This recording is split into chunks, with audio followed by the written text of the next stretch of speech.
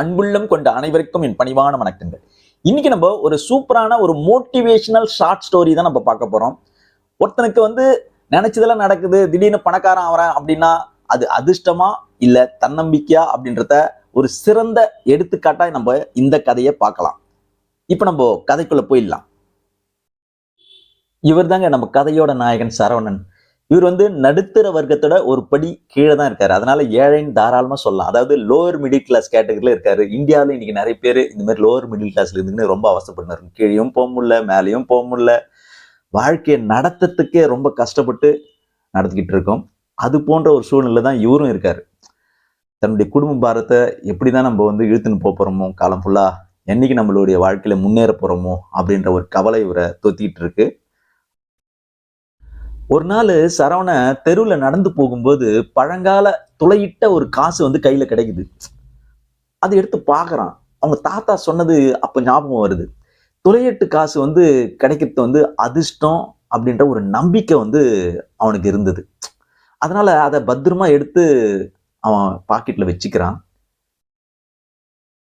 இப்ப அவன் மனசுல ஒரு தன்னம்பிக்கை தானாவே வந்துடுச்சு. அதிர்ஷ்டம் என்னை தேடி வரும், பணக்காரன் ஆயிடுவேன் அப்படின்ற எண்ணம் மனசுல ஓடிக்கிட்டே இருக்கு.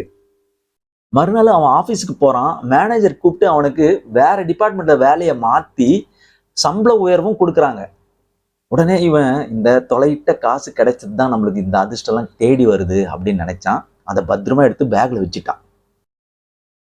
வீட்டுக்கு பத்திரமா அதை ஒரு பூஜை ரூம்ல பேகுக்குள்ள வச்சுட்டாங்க. அவன் சாமி கும்பிட்றானோ இல்லையோ, இந்த பேகை தொட்டு அதுல இருக்கிற காசை எடுத்து பார்த்துட்டு திரும்ப உள்ள வச்சிடுவான். காலங்கள் ஓடிச்சு. இவனுக்கு பணம் பதவின்னு ஒண்ணு சேர்ந்துக்கிட்டே இருக்கு. காரு பங்களான்னு நல்ல வசதி ஆயிட்டான். நடுவுல அந்த காசை பார்க்கறதே மறந்துட்டான்.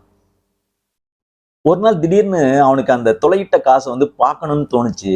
உடனே தன்னுடைய மனைவியிடம் அந்த காசை பார்க்கணும் போல இருக்கு அப்படின்ட்டு போய் அந்த பேகை எடுக்கிறான். எடுத்து பார்த்தா அதுல அந்த காசு, அதாவது துளையிட்ட காசு இல்லை. என்ன ஆச்சுன்னு குழப்பத்தோட ஒய்ஃபை பார்க்கறான். அவளுடைய மனைவி சொன்னான், என்னை மன்னிச்சிடுங்க, உங்க பை ரொம்ப தூசியா இருக்குதுன்னு வெளியே உதர்ன காசு தெருவில் விழுந்துச்சு. ஸோ எவ்வளவு தேடியும் கிடைக்கல, அதனால வேற காசு சும்மா போட்டு வச்சேன் அப்படின்னு சொன்னான்.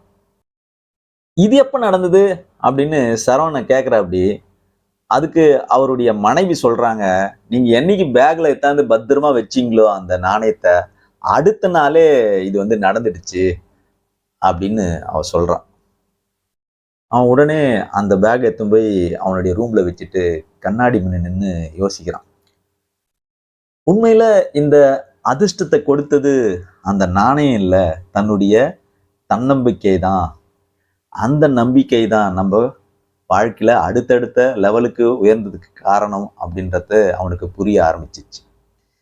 இனிமேல் அவன் அதிர்ஷ்டத்தை நம்ப போறது கிடையாது.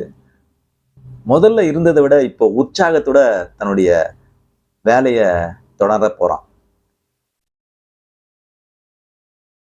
அவ்வளவுதாங்க இந்த வீடியோ. இந்த வீடியோ பதிவு உங்களுக்கு பிடிச்சிருந்ததுன்னா லைக் பண்ணுங்க, சப்ஸ்கிரைப் பண்ணுங்க, உங்க ஃப்ரெண்ட்ஸ் ஃபேமிலிக்கெல்லாம் ஷேர் பண்ணுங்க, கூடவே பெல் நோட்டிஃபிகேஷன் தட்டி விடுங்க. அப்பதான் அடுத்தடுத்த போற வீடியோ உங்களுக்கு சேரும். நன்றி, வணக்கம்.